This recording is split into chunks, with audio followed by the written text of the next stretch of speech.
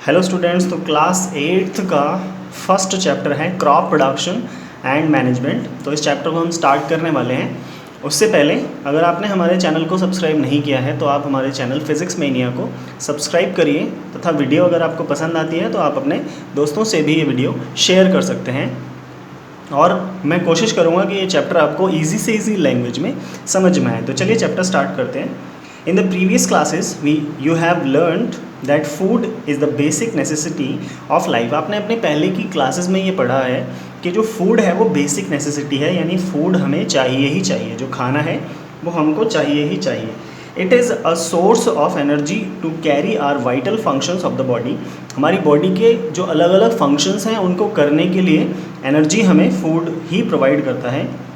Primary source of food for all organisms are green plants, through we get food from plants, animals और both। जो primary source है organisms के लिए वो green plants हैं, पर हम जो भोजन लेते हैं, जो खाना लेते हैं, वो एनिमल्स और प्लांट्स दोनों से लेते हैं। Cultivation of plants on large scale for getting useful products is called farming. बड़े स्केल पर प्लांट्स को उगाना अपने यूज़ के लिए उसको फार्मिंग बोला जाता है, खेती बोला जाता है। And rearing of animals is called domestication. और पौधों जानवरों को पालना जो है वो डोमेस्टिकेशंस कहा जाता है। Cultivation of plants and rearing of animals on large scale for the production of milk, food, clothing and other useful products is called agricultural.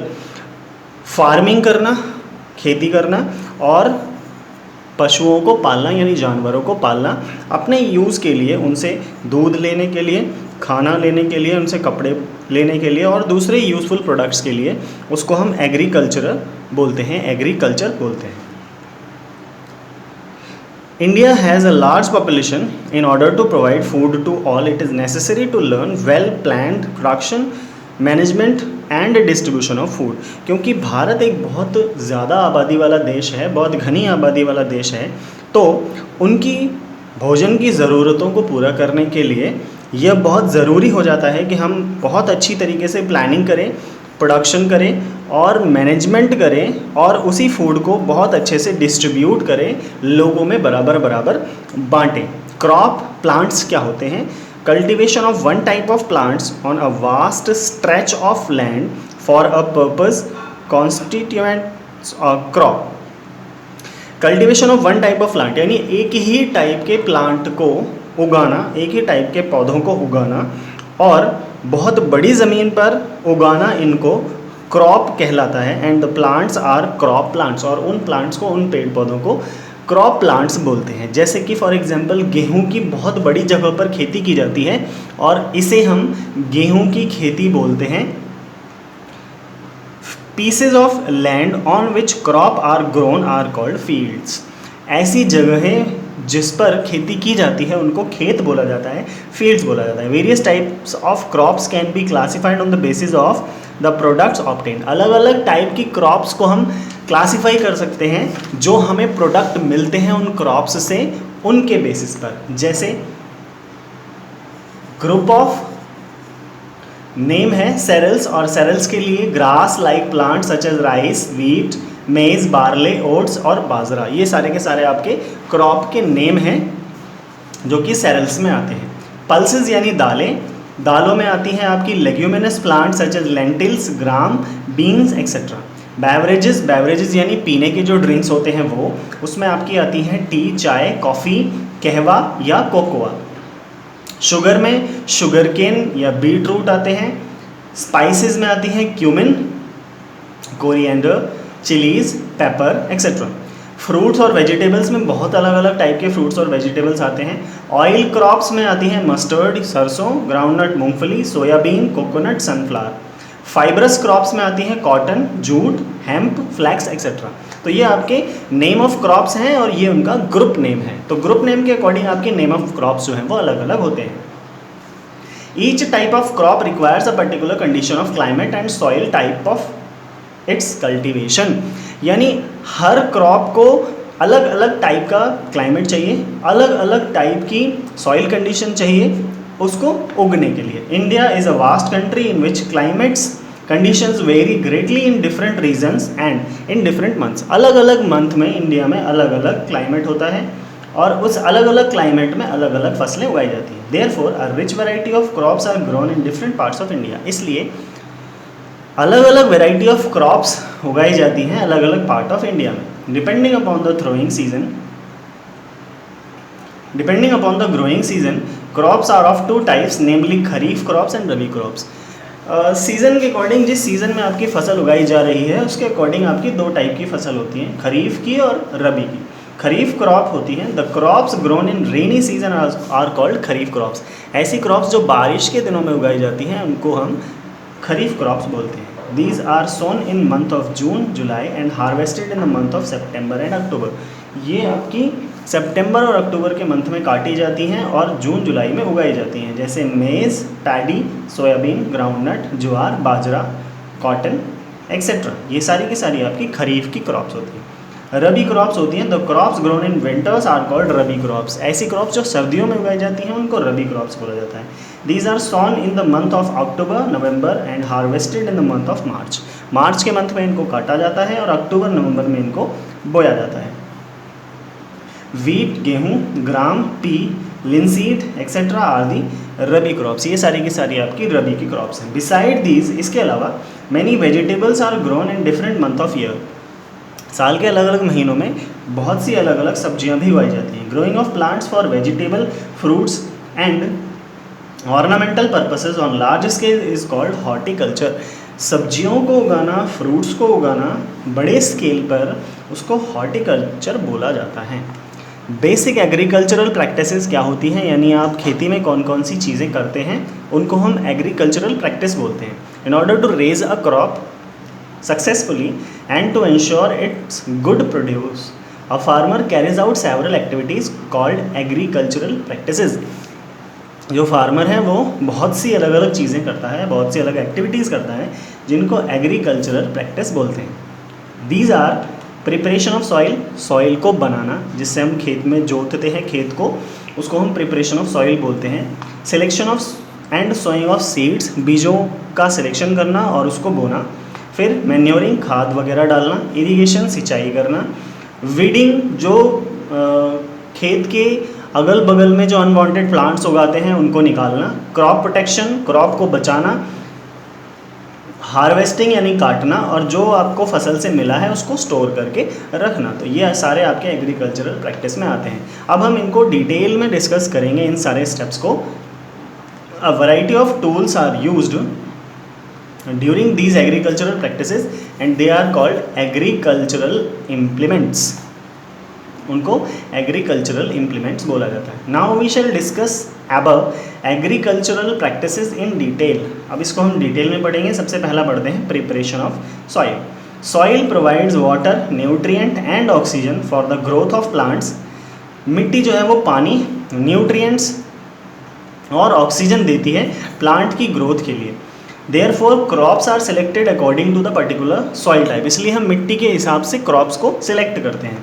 Example के लिए ब्लैक एलुवियल सॉइल में जो कॉटन है वो बेस्ट होता है। Soil preparation is the primary step for getting healthy product. Soil preparation जो है वो सबसे पहला और बेसिक स्टेप है हेल्दी प्रोडक्ट को प्राप्त करने के लिए। It involve 3 steps. इसमें 3 स्टेप होते हैं। पहला है प्लॉविंग, प्लॉविंग यानी हल चलाना।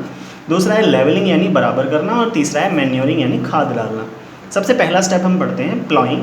The process of loosening and turning over the soil is called ploughing और टिलिंग। हल चलाने से हम मिट्टी को भुरभुरी बना देते हैं और जिससे मिट्टी ढीली हो जाती है और बीज बोना जो है आसान हो जाता है। तो इसको हम प्लॉइंग बोलते हैं या टिलिंग बोलते हैं। The implements used for ploughing are plough, hoe और कल्टिवेटर।